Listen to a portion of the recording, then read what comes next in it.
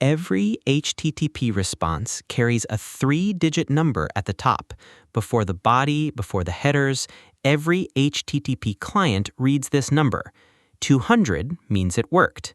404 means the resource wasn't found. But these two pieces of a response talk to different audiences. The status code is for machines. HTTP clients, proxies, load balancers, monitoring systems, none of them parse your JSON body. They read the status code, decide what to do, and move on. The body is for developers. It exists to explain what went wrong to a human being. Status codes cluster into families by their first digit. 3 families do almost all the work in an API. 2XX is success. 4XX is a client error. The server understood what you sent and rejected it, so retrying the same request without changing anything is pointless. 5XX is a server error. The request was fine, but something on the server broke, so retrying may help. 1XX and 3XX exist, but they live at a different layer, and you rarely write API logic around them. The 4XX versus 5XX split is the most important thing in this system.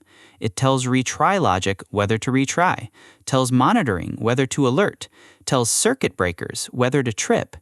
Getting the family right means all of that infrastructure does its job without any extra code from you. 200 OK is the general success. The request worked and the body carries the result. Get, put, and patch all return 200 when they succeed. 201, created, is for post requests that make a new resource. By convention, include a location header pointing to where the new resource lives. The client should not have to make a second request to find it. 204, no content, is for operations that succeed but have nothing to return. A delete that worked, a patch that was accepted with no body vice. 204 tells the client explicitly, it worked, do not look for a body. Returning 200 with an empty JSON object is not wrong, but 204 removes the ambiguity. A clean 200 with a body that has exactly what you asked for, that's what you want when you're on the consuming side. But try to pull real search data from Google yourself at scale, and you hit many of these failures. Rate limits, blocked IPs, CAPTCHAs, HTML that changes the day you ship. These are the problems SerpApi takes care for you. It gives you clean, structured JSON from Google, YouTube, and more. They solve the CAPTCHAs, rotate the proxies, and handle the layout changes. So instead of a blocked request, you get a clean 200 with a status field in the body that just says success, the same signal we saw machines read earlier, just one level down, which frees you to build. Point an agent at their Google Search API to search the live web. Pull the Scholar and Images APIs to get citations and thumbnails already organized into a dataset, or build a portfolio project using real live data. And it holds up, better than 99.9% uptime, with responses in about a second. You can start with 250 free credits, scan the code on screen, or use the link below. Thanks to SerpApi for sponsoring this one. Now back to your own API, where not every request gets a clean success. Some get read, understood, and sent right back. 4XX is for mistakes on the client side. The server understood what you sent and decided to reject it. Every code in this family is the server saying, the problem is in your request, not in us. 400 bad request is the catch-all. The server could not parse what you sent, wrong content type, broken JSON, a missing structural element. The request couldn't even be read. 401 and 403 are the first pair people mix up. The name doesn't help. 401 is called unauthorized, but it means unauthenticated. The server doesn't know who you are. No token or an expired one gets a 401. The right response to a 401 is to authenticate first. 403 forbidden means the server knows who you are and has decided you cannot do this. Your credentials are valid, your permissions are not.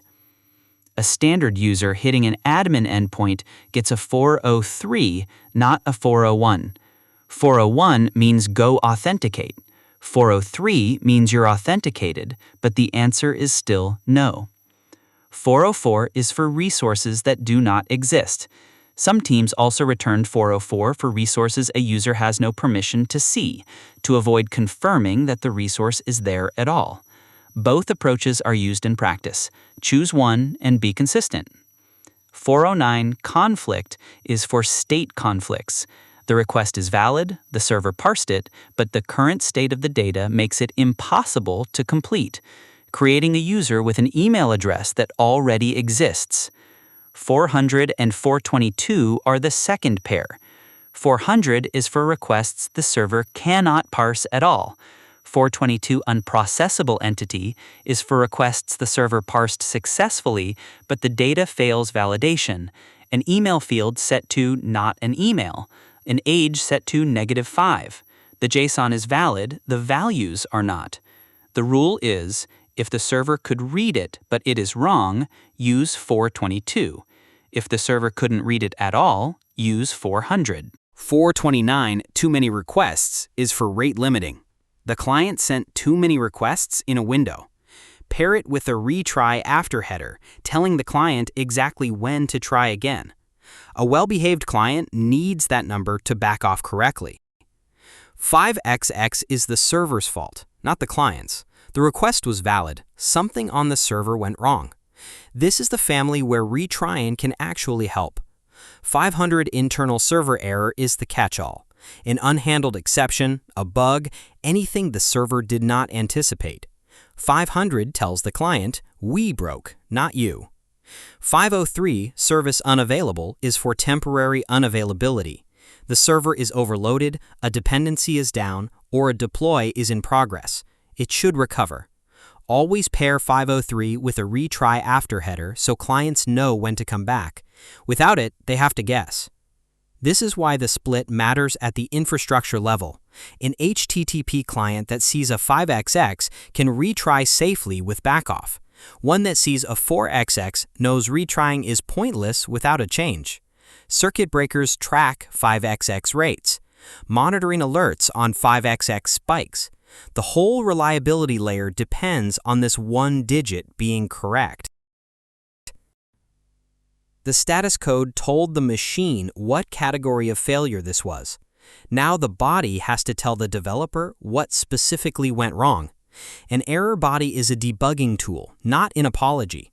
A good one has 4 pieces. A machine-readable error code, not the HTTP status number, a string constant the client code can switch on. The message can change between releases. This code should not. Request validation failed is better than bad request. The message exists for the developer who gets this error and needs to know what to fix. Field level details for validation errors, not just something is wrong, which field and which constraint it violated. A developer who gets this can fix the form in one pass instead of sending requests until they find every broken field one at a time. A request ID. This ties the response to a specific log line on your server. A developer who files a bug report and pastes this ID gives you everything you need to find the exact request in production. Without it, searching a server log for a specific failure means searching millions of lines. One mistake is common enough to name specifically, returning 200 with an error in the body. It breaks 3 things at once. Monitoring systems count errors by looking at status codes.